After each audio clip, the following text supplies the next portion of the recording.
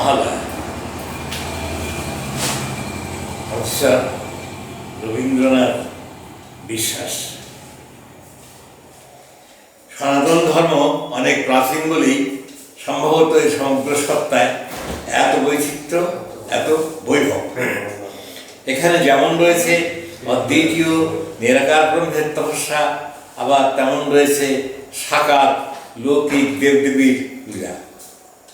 একদিকে এখানে যেমন নির্জন গিরিগুহায় দীপ্তচক্ষু সন্ন্যাসীর আত্মমৃত্যুর ধ্যান, আবার অন্যদিকে তেমন সমগ্র লোক সমভিবাহারী আড়ম্বরপূর্ণ বর্ণাঢ্য দেবদেবীর অর্চনা।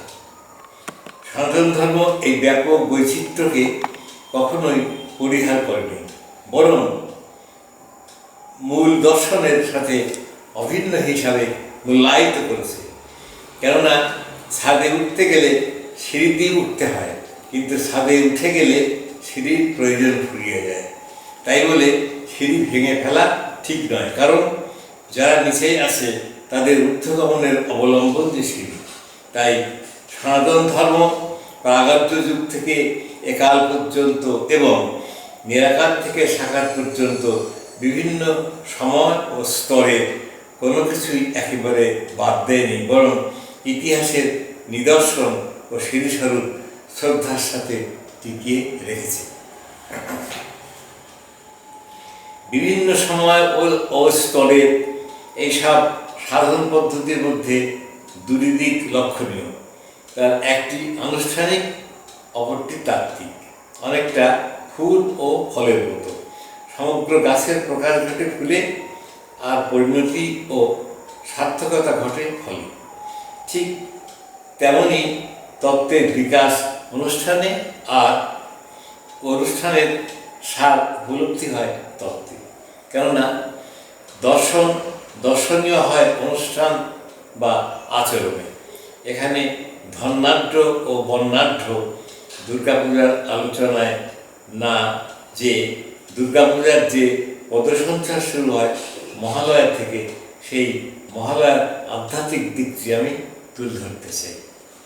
মহালয়া শব্দটি মহ, উৎসব, পিতৃপুরুষের যোগ, আলয়, আশ্রয়, যে অমাবস্যা তিথি যোগ যোগে গঠিত হয়েছে, যার অর্থ হচ্ছে হিন্দুদের পিতৃতর্পণের জন্য নির্দিষ্ট শারদীয় দুর্গাপূজার অব্যবহিত পূর্ববর্তী অমাবস্যা তিথি। শাস্ত্রে এই অমাবস্যা তিথি অপরপক্ষ নামে অভিহিত। অপরপক্ষ অর্থাৎ যে পক্ষে যারা অপর বা প্রয়াত হয়েছেন, এই অমাবস্যায় তাদের তর্পণ করা হয় এবং পার্বণ শ্রাদ্ধ অনুষ্ঠিত হয় মহালয়া তিথিতে। সাধারণত মহালয়া হয়ে থাকে আশ্বিন মাসের কৃষ্ণপক্ষের শেষ তিথিতে। অবশ্য তিথির তারতম্যে দুর্গাপূজা কখনো কার্তিক মাসেও অনুষ্ঠিত হয়ে থাকে। কৃষ্ণপক্ষের শেষ তিথি অমাবস্যা, যে তিথিতে চন্দ্রকলা অদৃশ্য হয়। চন্দ্রকলা অদৃশ্য হলে রাত হয় গভীর অন্ধকারাচ্ছন্ন। আর এই মহালয়া তিথির পর আরম্ভ হয় দেবীপক্ষ। এই দেবীপক্ষেই অনুষ্ঠিত হয় দুর্গা পূজা। মহালয়ার অধ্যাত্মবাদ অনুধাবন করতে হলে তন্ত্রশাস্ত্র অথবা যোগশাস্ত্র উপলব্ধি ও অনুসরণ করতে হবে। তন্ত্রে যে ষড়চক্রের প্রক্রিয়া ব্যাখ্যা করা আছে, মহালয়ার সাথে তার হুবহু সাদৃশ্য লক্ষণীয়। বিষয়টি বিস্তৃতভাবে আলোচনা করা যাক। ষড়চক্রের প্রত্যেক 2 চক্রের মধ্যে 3টি করে কলা বিরাজিত। তাই এক চক্র থেকে পরবর্তী চক্রে গমন করলে 3 কলার ক্ষয় হয়। এইভাবে ষড়চক্র ভেদে পঞ্চদশ কলা বা তিথি হ্রাসপ্রাপ্ত হলে মন ষোড়শ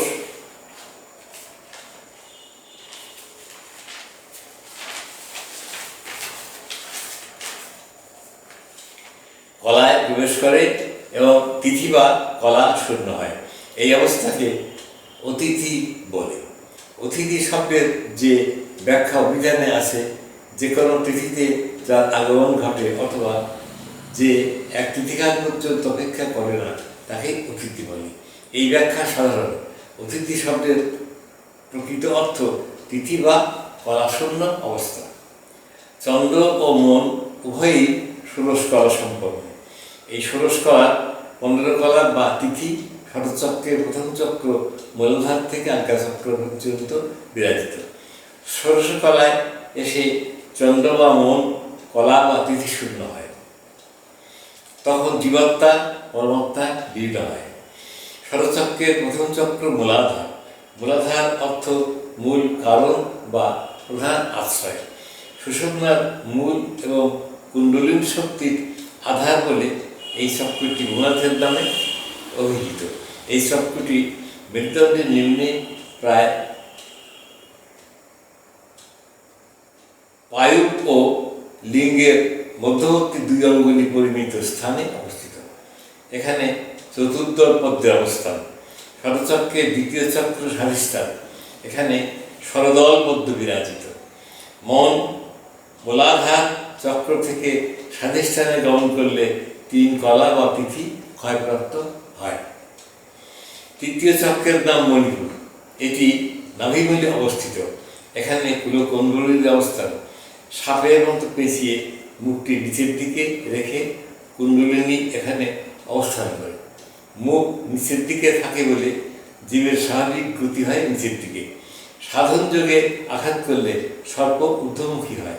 মন এখানে আসলে আরও 3 কলা অর্থাৎ মোট 6 কলা হ্রাস হয়। এরপর মণিপুর থেকে অনাহত চক্রে গমন করলে 9 কলা, অনাহত থেকে বিশুদ্ধ চক্রে প্রবেশ করলে 12 কলা এবং বিশুদ্ধ থেকে আজ্ঞাচক্রে গমন করলে 15 কলা ক্ষয় হয়। মনের এই 15 কলা ক্ষয়কে যোগশাস্ত্রে ষড়চক্রভেদ বলে। এরপর 16 কলায় গমন করলে জীবাত্মা পরমাত্মার সাথে মিলিত হয় এবং সাধক মহালয় অবস্থা গ্রহণ করে। এই প্রক্রিয়াটি বিভিন্ন সম্প্রদায়ের সাধন পদ্ধতির মধ্যে বিভিন্নভাবে ও নামে পাওয়া যায়। বাউল, বৈষ্ণব, সুফি, শাক্ত সকলেরই ভিন্ন নামে ও ভিন্ন ব্যাখ্যায় এই একই প্রক্রিয়া।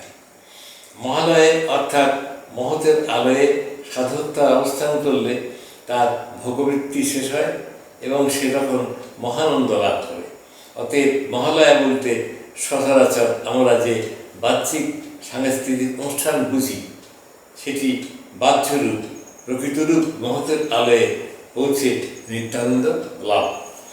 এখানে অতি সংক্ষেপে অধ্যাত্ম দৃষ্টিতে মহালয়া নিবন্ধে মহালয়ার আধ্যাত্মিক রূপটি চিত্রণের চেষ্টা করেছি, এই আশায় যে যাতে কোনো অনাগতকালের বিরলতম বৈতালিক এই ক্ষীণপ্রভ আলোর পথ ধরে অগ্রসর হতে গিয়ে মহালয়ার যথার্থ রাজপথের সন্ধান লাভ করে। নমস্কার।